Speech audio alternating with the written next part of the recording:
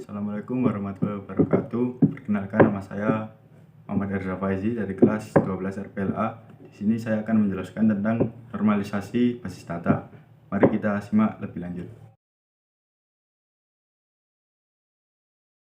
Yang akan saya jelaskan pada video kali ini adalah pengertian normalisasi, tujuan normalisasi, jenis-jenis normalisasi, dan kemudian contoh penerapannya. Oke, yang pertama adalah pengertian dari normalisasi database. Normalisasi database merupakan suatu pendekatan sistematis untuk meminimalkan redundansi data pada suatu database agar database tersebut dapat bekerja dengan optimal. Normalisasi juga dapat dikatakan sebagai proses pembentukan struktur basis data sehingga sebagian besar ambiguity bisa dihilangkan. Tujuan normalisasi yang pertama untuk menghilangkan kerangkapan data, yang kedua untuk mengurangi kompleksivitas, yang ketiga untuk mempermudah pemodifikasian data. Tujuan normalisasi database adalah untuk menghilangkan dan mengurangi redundansi data, dan tujuan yang kedua adalah memastikan dependensi data. Dependensi data sendiri adalah data berada pada tabel yang tepat. Jika dalam database tersebut belum dinormalisasi, maka akan terjadi 3 kemungkinan yang akan merugikan sistem secara keseluruhan. Yang pertama yaitu insert anomali, situasi di mana tidak memungkinkan memasukkan beberapa jenis data secara langsung di database. Yang kedua adalah delete anomali, yaitu penghapusan data yang tidak sesuai dengan yang diharapkan. Dan yang ketiga adalah update anomali, di mana nilai yang diubah menyebabkan inkonsistensi database. Bentuk-bentuk normalisasi. Bentuk-bentuk normalisasi secara umum yang digunakan adalah yang pertama first normal form atau bentuk normal pertama, yang kedua second normal form, yang ketiga third normal form, dan yang keempat adalah Boyce and Codd normal form atau BNCNF. Ada tingkatan lain yang lebih tinggi, namun biasanya pada tingkatan yang ketiga data sudah rapi dan bisa digunakan. Yang pertama first normal form atau bentuk normal pertama.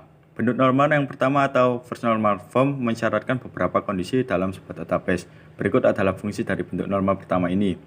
Yang pertama, menghilangkan duplikasi kolom dari tabel yang sama. Yang kedua, membuat tabel terpisah untuk masing-masing kelompok data terkait dan mengidentifikasi setiap baris dengan kolom yang unik atau primary key.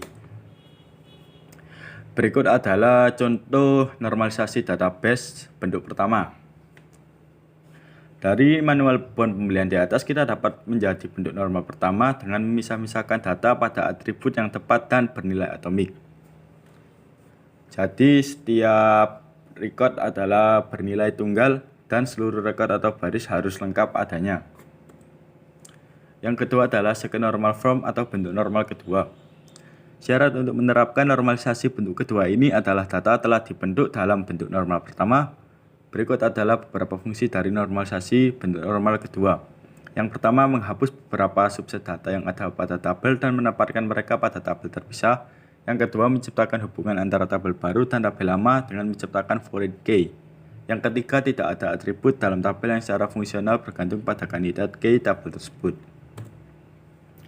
Contoh normalisasi database bentuk kedua, bentuk normal kedua. Bentuk normal kedua dibuat dengan dekomposisi tabel menjadi beberapa tabel dan mencari primary key dari tiap-tiap tabel tersebut. Setiap primary key haruslah bersifat unik. Bentuk normal ketiga atau third normal form. Normalisasi database dalam bentuk normal ketiga bertujuan untuk menghilangkan seluruh atribut atau field yang tidak berhubungan dengan primary key. Dengan demikian tidak ada ketergantungan transitif pada setiap kandidat key. Syarat dari bentuk normal ketiga adalah yang pertama memenuhi semua persyaratan dari bentuk normal kedua, dan yang kedua adalah menghapus kolom yang tidak tergantung pada primary key. Contoh normalisasi database bentuk normal ketiga. Pada bentuk normal ketiga mempunyai syarat setiap relasi tidak mempunyai atribut yang bergantung transitif, harus bergantung penuh pada kunci utama dan harus memenuhi bentuk normal kedua atau second normal form. Dan Boyce Codd normal form. merupakan sebuah teknik normalisasi database yang sering disebut 3,5 normal form, memiliki hubungan yang sangat erat dengan bentuk normal ketiga. Pada dasarnya adalah untuk menghandle anomali dan overlooping atau pengulangan yang tidak dapat dihandle dalam bentuk normal ketiga. Normalisasi database bentuk ini tergantung dari kasus yang disediakan. Tidak semua tabel wajib dinormalisasi dalam bentuk Boyce Codd normal form.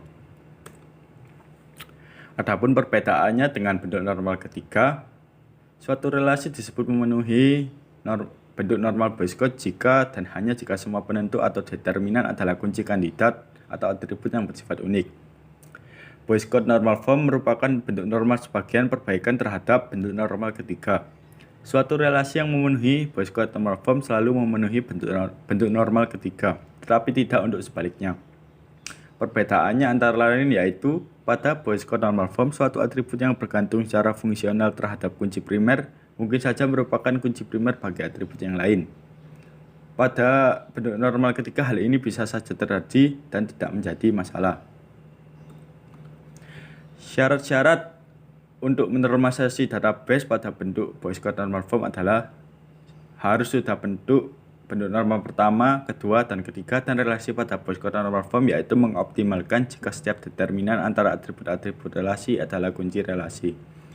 Yang kedua, relasi harus dalam bentuk normal ketiga dan setiap atribut harus bergantung fungsi pada atribut super K.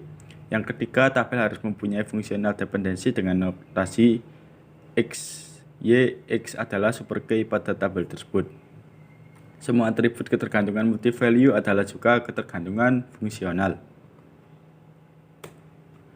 Contoh, relasi di atas memenuhi bentuk normal ketiga tetapi tidak memenuhi Boyce Codd normal form karena 1. Seorang mahasiswa dapat mengambil sejumlah mata kuliah. Yang kedua, setiap dosen hanya mengajar pada sebuah mata kuliah. Setiap mahasiswa pada setiap mata kuliah hanya diajar oleh seorang dosen dan suatu mata kuliah yang sama bisa memiliki lebih dari satu dosen. Sekian, terima kasih dari saya. Wassalamualaikum warahmatullahi wabarakatuh.